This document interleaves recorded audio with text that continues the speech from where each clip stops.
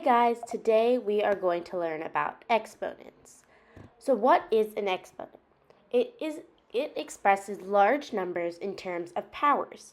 It tells us how many times a number is being multiplied by itself. Let's look at this example here.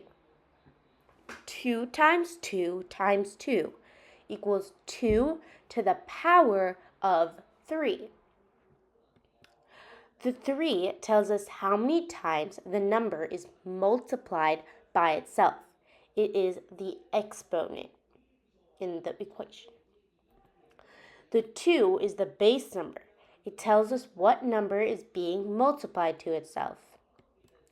Here we have 5 times 5 times 5 times 5 times 5 times 5. Take a minute to pause the video and condense this into an exponent. The answer is 5 to the power of 6. This is because the 5 tells us the number we are multiplying by. And the 6 tells us how many times we multiplied 5 to itself. So 5 times 6 times 5. In the next video, we will learn more about the rules in using exponents in order of operations. But that's all for today. Thanks for listening, and remember to keep learning.